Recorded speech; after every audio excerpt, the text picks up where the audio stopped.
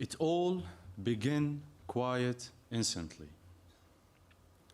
One of the waiters, whose name was Shaha Juwani, told me I was to report to a palace on the outside of the city, near the airport.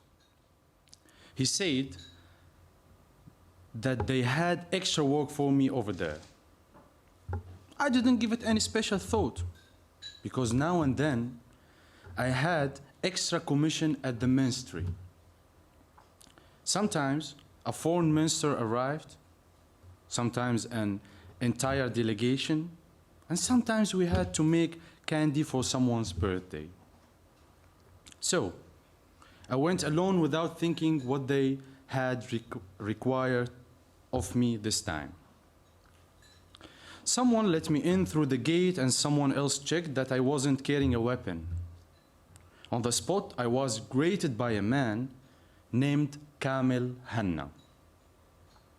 He shook my hand and said, Abu Ali, you need to know that I work in Saddam's Hussein security.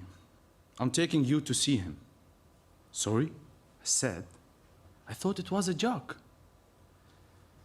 I'm taking you to see President Saddam Hussein, he repeated very seriously.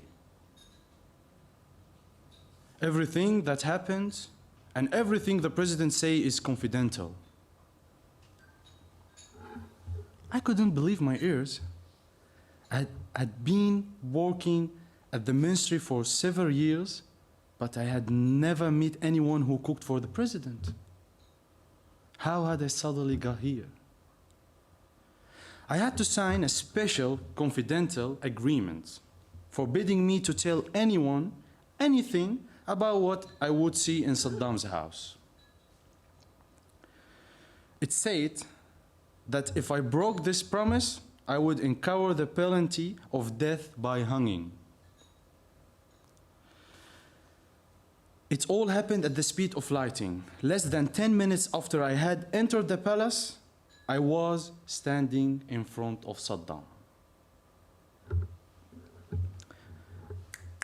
But only later did I put the pieces together. About 6 months earlier, my bosses had asked me to write a resume listing all the people that I had ever worked with and the names of my family members. I also had to bring a certificate from the police that I had never been convicted of anything. The police had been to see my father and Abbas and had asked questions about me. What I'm like, whether I can drink without causing trouble or getting into a fight, whether I had contact with foreigners, Kurds, or religions, or being in trouble with the law. And finally, whether any customer had ever complained that I had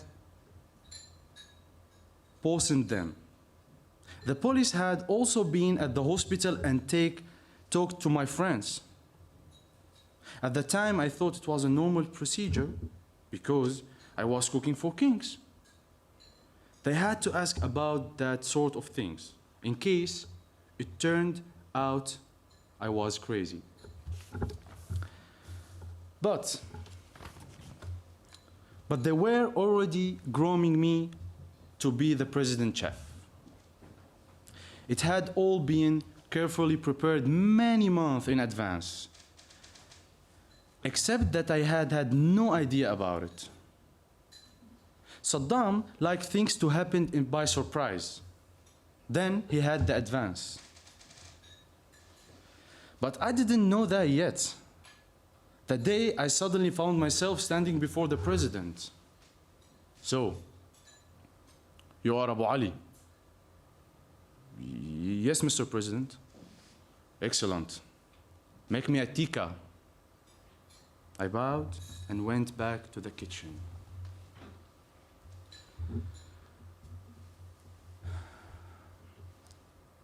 When I started the job, Iran was at war with Iran. We were often at the front. Saddam went there in an ordinary military vehicle. But if he wanted to stay the night somewhere near the front, he slept in a camper van. There was no question of any great luxury. Those trips reminded me of my days in the army.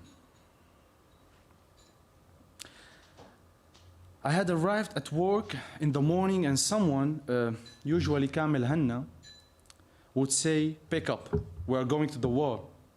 So I did. If there was an hour or more before departure, I had prepared some of the food so I had have less to do on set. Out there, we cooked in a filled stove, and that's much harder. I always did my best to have at least the rice ready in advance. We had to drive there and Saddam would go visit the soldiers. I had to remain at a slight of distance, set up the stove, and finish the cooking I had started earlier, or I had light on bonfire to cook tikka, fish, or kufta. Saddam, the president, wanted to show that he cared about his soldiers so much that he cooked rice for them in person. We had have a rice that I had parboiled earlier. We had set up the stove, and Saddam would finish off cooking the rice and then pour on the sauce. It was also preparing by me. But the president would always start chatting to an officer or posing for pictures. He loved being photographed. And he often burned the rice, or he had talked non-stop while sprinkling a whole kilo of salt into the pot. And then he had served the burned or over-salted rice to the soldier. They had to eat it. After all, the president had cooked it for them. We had a special pot for those outings, a large one with a very thick bottom so the rice wouldn't burn. Even so, every few trips, we had to replace it. If Saddam was going straight to the front, they had dropped me off a mile or two away, and I had cook there. Once I had everything ready, I drove the food to the front, just like when I was in the army. Now, it could be really dangerous. One time, Saddam was visiting a unit that had won on skirmish about 15 hours earlier. Suddenly, out of the blue, the Iranians counterattacked. Khomeini had convinced them that anyone who was killed in the war would go straight to heaven, even if he hadn't been religious in the past, even if he hadn't observed the rules of Islam at all. So they attacked with extreme fury because they were angry with Iraq. And they believed that if they were killed in battle, they had wake up in heaven. They screamed and ran at us. Everyone panicked. Some of the soldiers started firing, but some, including me to my shame, ran for their lives. I threw away my cooking pot and ran off. I was sure they were going to kill us on the spot. All sorts of things are said about Saddam these days.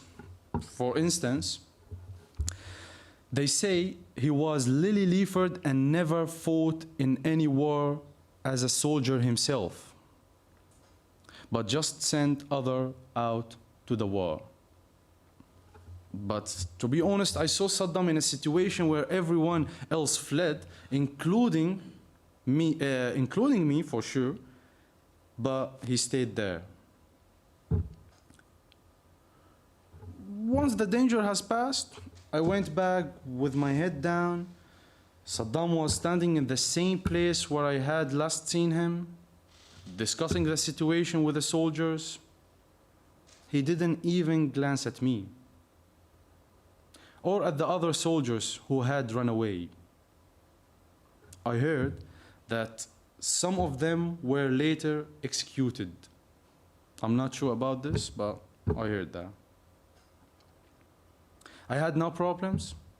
I set up the cooking pot again. The fire was still smoldering, but the rice was on the ground. I had to start cooking all over again. I told Marcus what's happened, and he said, "You did very well, Abu Ali. You aren't there to save the president. He has bodyguard for that. Our task is to do the cooking. If you had tried doing something else, you might have done it badly." I think he was right. Enjoy your soup, Mr. President. It's Saddam's favorite fish soup from Tikrit. Saddam's called it thieves' fish soup. Why? Because apparently Tikrit's local thieves used to make it. And that's the soup Sajida, Saddam's wife, taught me to make nowadays.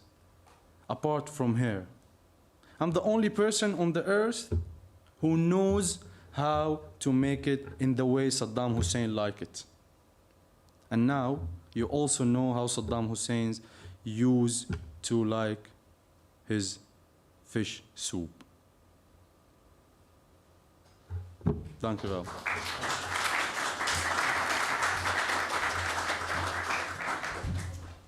Yes, thank you very much, Arabi Ghibeh, who you already gave a warm hand to. That was the story from the chef of Saddam Hussein, if you hadn't noticed yet. And it is a story from the book How to Feed a Dictator by